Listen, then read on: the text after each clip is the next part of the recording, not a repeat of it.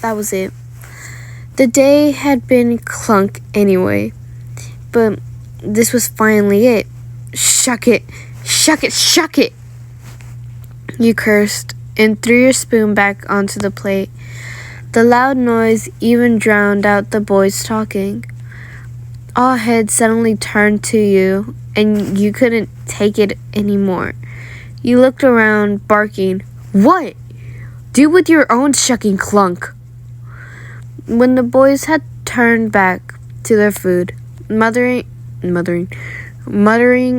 muttering things you didn't understand and didn't care about, you punched the table you were sitting at. Newt, who sat down across from you, had to hold back a chuckle. "What?" You huffed.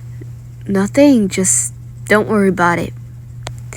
You rolled your eyes and shifted your attention back to your half-eaten food, or whatever the shuck this clunk was supposed to be.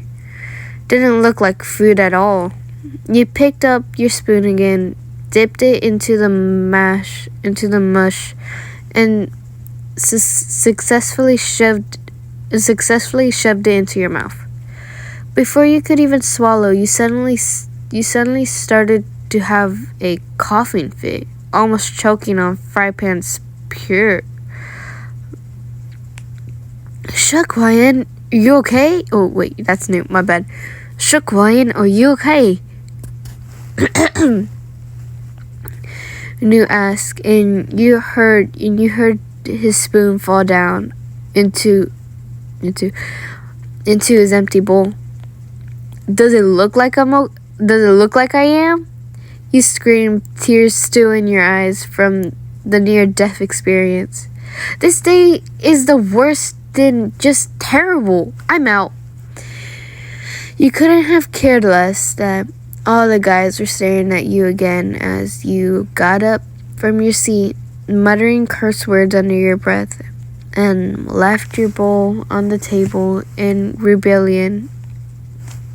While you stomped away, you caught Zart giving you a weird look and stopped dead in your tracks. This is none of your business, slintheads," you shouted as loud as possible. Even the runners in the maze probably hurt hearing you. If you want to be part of drama, create it yourself.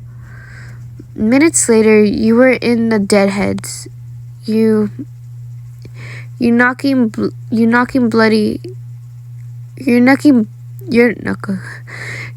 bloody from punching a tree multiple times to let your anger out. And it worked, as now you're leaning against the tree trunk. Your legs drawn up to your face, your face hidden in the fabric of your shorts, while sobs left your mouth. Tears seeming everywhere. Your hair was a mess. That many times you had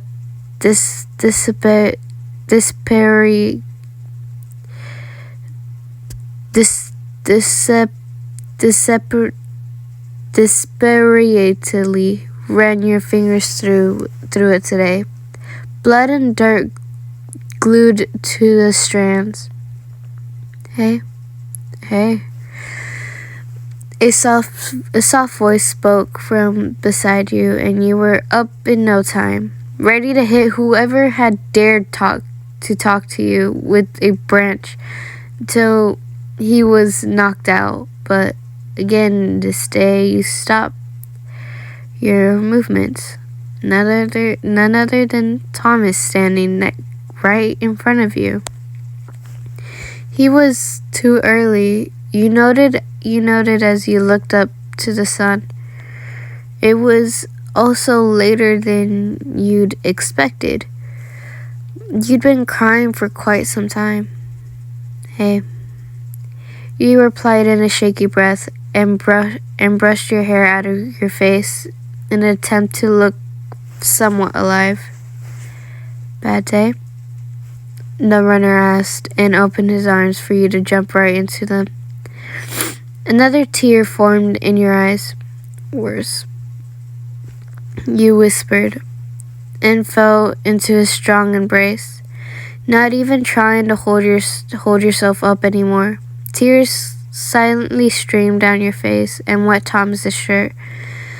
Some were rippled by his leather vest, and you watched as the light blue of the fabric turned dark when they finally met.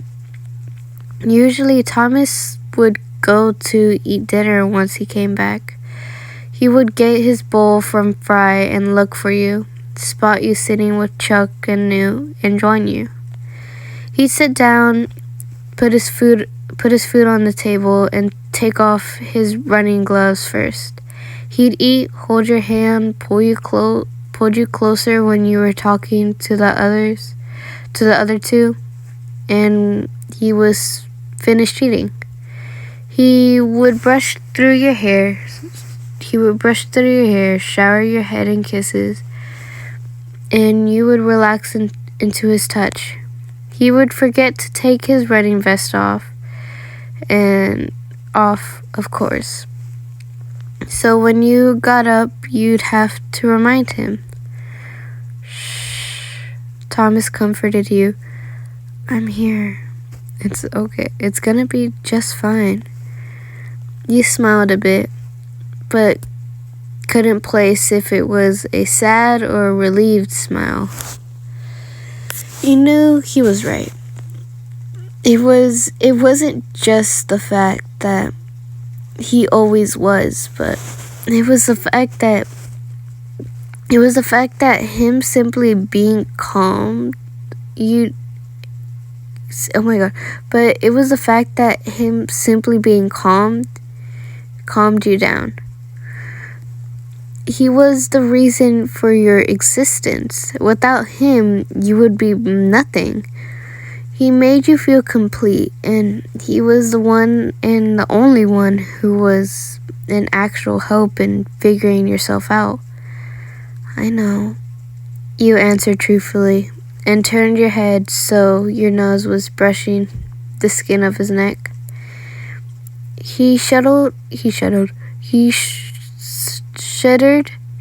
as your breath met a sensitive spot, and you laughed in response. Ticklish? You asked, although you knew him so well already. There were so many things you hadn't discovered yet. So many things you wanted to ask him. So many parts of him you still needed to get to know. They were the reason you woke up in the morning and smiled and actually opened your eyes a bit. He chuckled. You sighed in pleasure, savoring the moment of Thomas simply holding you and being while your tears slowly dried. Stopped falling and stopped hurting you. The runner had done nothing but embrace you, and yet you were calm again. It seemed like the whole day, the whole morning that he'd not been there had happened a long time ago. Feeling better? You giggled and shook your head a bit, not believing that this boy had really just said what you'd been thinking, as if he'd had telepathically. He totally does it. As if he had telepathic superpowers or sixth sense of some sort. It happened so often, but still surprised you every time. He definitely does not have that type of power, guys. Yeah, you muttered, and closed your eyes before opening them again immediately. You felt as though a sudden energy was being pumped through your veins. In a flash, you looked up, tilted your head back, and caught Thomas's gaze. What? You laughed slightly, and your heart fluttered at the sound. Thanks. You simply whispered, and a smile tugged at his lips before he finally pulled you in, and you felt as though you could taste the grin on his skin, his arms holding you in place while your eyes flew shut at the sudden contact. He kissed you before, but this time it felt different. Different in a very good way. You raised your hands and cupped his face. Let your fingers trail over his skin and brush through his hair because it just felt right. You wanted to feel him even closer, trying to push yourself into his embrace even stronger, wishing the moment would never end. But it did. As ever other happy moment in your life did. You sighed and leaned your forehead against his without opening your eyes, lowering your hands again and put them on his torso just where you could feel his heartbeat. It reminded you of being alive. It always did. At night when you couldn't sleep, you would turn around, put your ear on Thomas's chest just to hear his heartbeat, his breath, the regular sounds quieting your mind and all your thoughts. I think we should go back, don't you? His voice was soft, although you could hear his unstable breath and feel his racing heartbeat. And despite the fact that you would have done anything just to stay where you were, you nodded slowly. He was right. The others would be worrying too much already.